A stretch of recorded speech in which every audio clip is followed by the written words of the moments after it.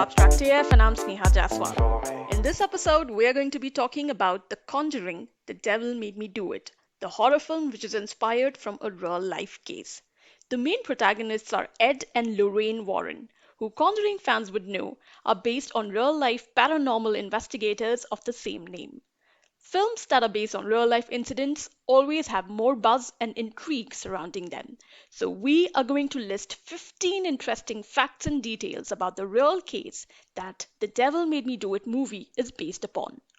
This is Ed Warren, here with Lorraine. All right, let's get started. Number 1.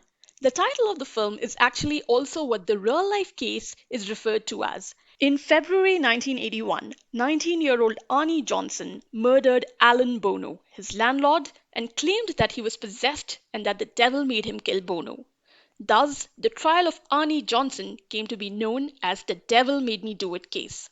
Number 2. According to several news reports, it was the first time that a murder had taken place in the town of Brookfield.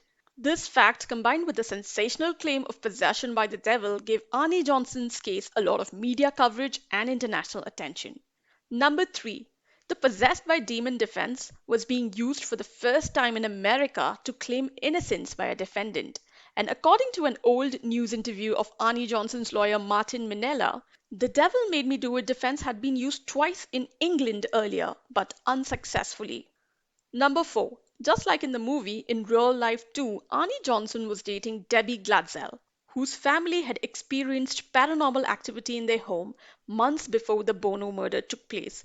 It was Debbie's little brother David who was experiencing night terrors and behaving strangely. So much so that David's family had him exorcised. When things didn't change for the better, they finally enlisted the help of Ed and Lorraine Warren, the famous paranormal investigators. And when David was being exorcised, the devil is said to have fled from the boy's body to that of Arnie Johnson, who was also at the scene. According to Warrens and eyewitnesses, Arnie asked the demon to leave the little boy and take him instead. The same is shown in the film too. Number 5. While the Glatzel family and the Warrens claim they had made requests to the church for the exorcism of David, however, the clergy from Brookfield had denied that a formal exorcism was ever requested or performed on the little boy.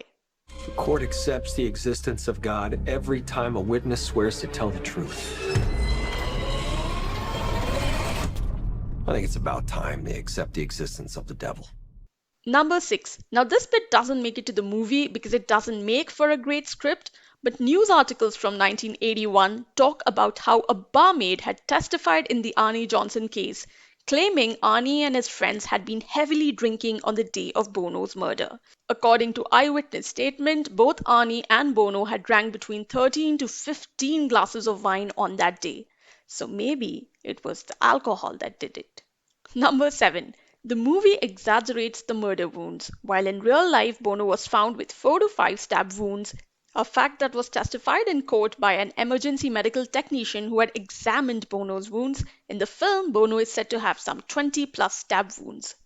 Number 8. Now this is something that is not shown in the film, but Arnie Johnson's 13-year-old sister had testified that she had seen him kicking and punching his girlfriend Debbie Glatzel just moments before the slaying, although the sister also claimed that she couldn't believe her brother was doing that. Number 9.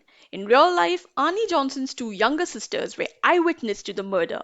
In fact, Bono allegedly had made some inappropriate comments about the sisters, leading to an argument, but the sisters aren't at the crime scene in the film. Number 10. Now according to Martin, Arnie's lawyer, Bono's wounds were apparently so deep that they couldn't have been inflicted by a human. However, when the lawyer made these claims, Bono's body had already been cremated, so there was no way to further investigate that claim. Number 11. This is a freaky funny one. And this again comes from Arnie's lawyer. When asked by a reporter on why the devil chose Bono as his victim, Martin Minella had an almost comical answer. The lawyer claimed Bono in Italian means good and that the devil likes to destroy good. So poor Bono became the devil's target. I wish I was making this up, but I'm not. Martin Minella, however, did, and the court wasn't going to buy his balmy ideas because number 12. The jury did not allow demonic possession to be used as a defense in the case, insisting that something so unscientific could not be proved in a court of law. So Arnie Johnson's lawyers had to settle for self-defense as their defense, and he was eventually convicted for manslaughter, which is not considered as serious as murder. So he was sentenced to 10 to 20 years in prison, but only served 5. He was let off early on account of good behavior. Number 13. Here's a really suspicious one. According to a New York Times news report from 1981, Arnie's girlfriend Debbie and her brother David, along with the rest of their family, had seen the famous horror movie The Exorcist on television. And this was a little before David began to behave funnily and started to claim having visions of the devil. Number 14. Another bit that doesn't make it to the film is the eventual animosity that developed between the Warrens and the Glatzel family. With the help of Lorraine Warren, an author called Gerald Brittle published a book which was based on Glatzel's experience and Arnie's case. In 2006, however, David and his brother sued the publisher for violating their privacy and also accused the Warrens of exploiting them for monetary benefits. Number 15. Not only did David's brother Carl Glatzel accuse the Warrens of exploiting his family, but he also told reporters that David had been mentally ill and everything about a demon possessing the young boy was horse shit. For the skeptics, there's obviously an easy conclusion. The case is all about a family desperately trying to save someone from murder charges, two paranormal investigators eager to make some money, and a legal system that didn't want to get embroiled into a debate about the devil's existence. So Arnie Johnson gets away with murder with just 5 years in jail. Well, so those were some interesting facts about the case the Conjuring movie The Devil Made Me Do It is based on.